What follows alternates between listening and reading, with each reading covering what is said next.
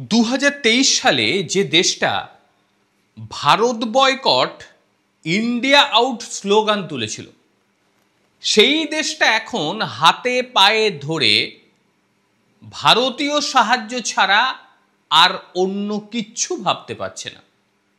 ভারত তো দয়ার সাগর, ভারতও রীতিমতো দু হাত ভরে তাদের সহযোগিতায় ভরিয়ে দিয়েছে। খুশ রহো। ভারতের প্রধানমন্ত্রী নরেন্দ্র মোদী ভারত উপসাগরীয় দ্বীপপুঞ্জ সফরে রয়েছেন। শুক্রবার অর্থাৎ গতকাল তার সফর শুরু হয়েছে। দুদিনের সফরে তার লক্ষ্য হচ্ছে মালদ্বীপ। মালদ্বীপ নিয়ে আপনারা অনেক কিছুই জানেন, এটা নতুন করে আমাকে বলার কিছু নেই। কিন্তু ভারতের প্রধানমন্ত্রী মালদ্বীপে গিয়ে তাদের ঠিক কি কি চাহিদা পূরণ করলো সেটাও একটু জানতে হবে তো। তার কারণ আমাদের নিয়ে বহু দেশই বহু রকম কথা বলে। ভারত যে কতটা দরাজ আজকের প্রতিবেদনে সেটা অন্তত বোঝা যাবে। আমরা এমনিও জানি যে আমরা ভারতীয়রা এমনি আমাদের মন ভীষণ দরাজ। ভারতবর্ষ সেখানে উন্নয়নের জন্য বেশ কিছু কাজের অংশীদার হয়েছে। মালদ্বীপের জনগণের অগ্রাধিকার এবং সামঞ্জস্য রাখার জন্য, সেখানকার অবকাঠামো উন্নয়নের জন্য আমাদের ভারতবর্ষ তাদের $565 মিলিয়ন ঋণ ঘোষণা করেছে। কত বললাম? $565 মিলিয়ন। এবং সেটা ভারত খুব সহজ শর্তে দিচ্ছে, যাতে এই ঋণ পরিশোধ করতে তাদের কোনো রকম অসুবিধে না হয়। একই সঙ্গে দুই দেশের সঙ্গে দ্বিপাক্ষিক বিনিয়োগ চুক্তিও চূড়ান্ত হয়ে গিয়েছে। এতদিন ভারত বিদ্বেষ করে যে শুধুমাত্র তাদের ক্ষতি হয়েছে এটা বুঝে গিয়েছে সেখানকার রাষ্ট্রপতি মোহাম্মদ মইজু। ভারতের টাকা, ভারতের সাহায্য পেয়ে মালদ্বীপ এখন রীতিমতো টইটুম্বুর। ভারত তাদেরকে ঠিক কি কি দিল চলুন সেটাও একটু জেনে নিই। কিন্তু তার আগে একটু তেতোটা নিয়েও তো আলোচনা করতে হবে। 2023 সালের বিষয়টা আপনারা সবাই জানেন, তাও একটু আলোচনা করে নিই। 2023 সালে রীতিমতো ভারত বিরোধী মঞ্চ গড়ে এই রাষ্ট্রপতি মোহাম্মদ মইজু তিনি নির্বাচনে জিতেছিলেন এবং তিনি চলে গিয়েছিলেন তাদের চির প্রতিদ্বন্দ্বী চীনের কাছে, সেখানে ঝুঁকে গিয়েছিলেন। এবং মইজু ভারত সফরে না এসে প্রথমে তিনি চলে গিয়েছিলেন চীনের কাছে। তারপরেই চীনের খেলা শুরু হওয়ায় তারা বুঝতে পারে কোন ফাঁদে তারা ফাঁসতে চলেছে।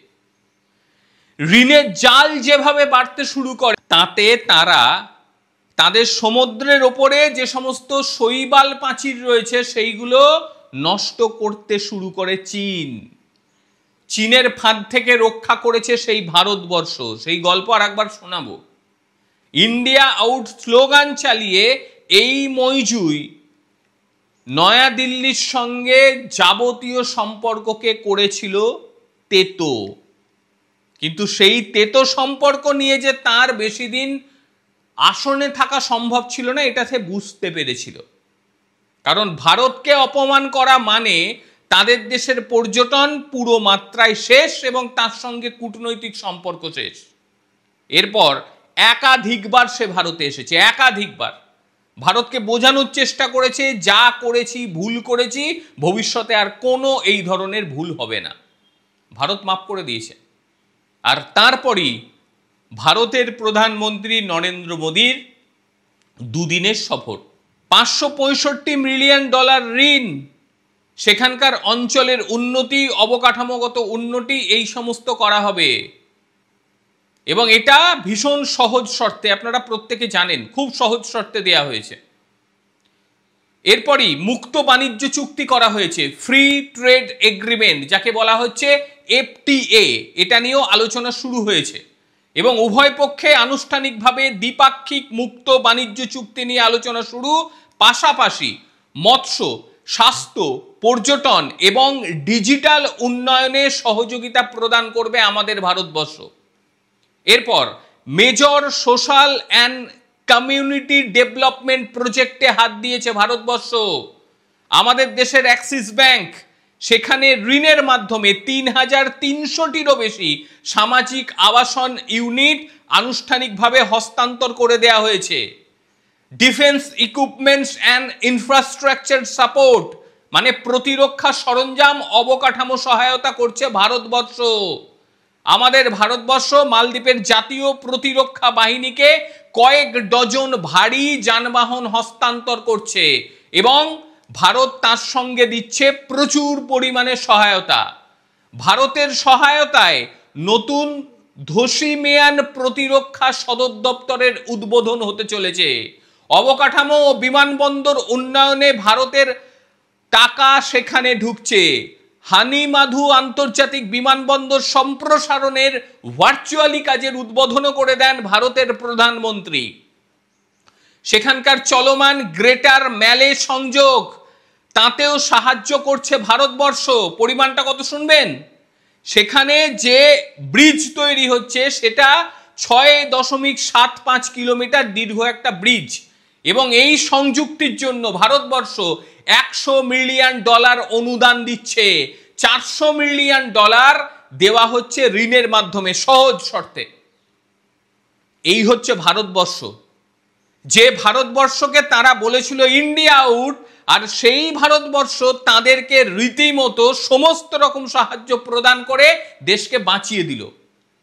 চীন বাঁচালো না, চীন এসছিল খেতে, কিন্তু সেই খাওয়া থেকেও ভারতবর্ষ বাঁচালো মালদ্বীপকে, এবং এখন তাদের ইনফ্রাস্ট্রাকচার ডেভেলপমেন্টে ভারতবর্ষ হাত দিয়েছে। বিভিন্ন দারিদ্র্য সীমার নিচে বসবাসকারী মানুষদের উন্নয়নের জন্য বিভিন্ন সামাজিক প্রকল্প চালাচ্ছে ভারতবর্ষ, যাতে মানুষ ভালো থাকে, মানুষ সুস্থভাবে সেখানে বসবাস করতে পারে। ভারতের উদ্দেশ্য কখনোই আগ্রাসন নয়। ভারতবর্ষ আজ পর্যন্ত কোনো দেশকে দখল করেনি।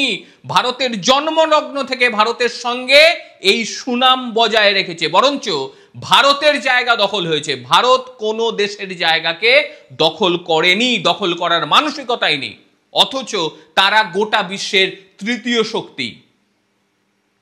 আর এই ভারতবর্ষ নিয়ে যারা কথা বলে তাদেরকে একটা কথাই বলবো, খেতে না পেলে ভারতের কাছে হাত পাতবেন, ভারত কিছু না কিছু দিয়ে দেবে খাবার জন্য, কিন্তু তা বলে ভারতকে যত পারবেন তত নিন্দে মন্দ করবে, সেটা কিন্তু সম্ভব নয়। যদি ভুল কিছু ভারতকে বলা হয়, ভারতের স্বার্থের বিরুদ্ধে যদি কোনো কাজ করা হয়, সেই দেশের হাল কি হতে পারে এটা অনেকেই জানে।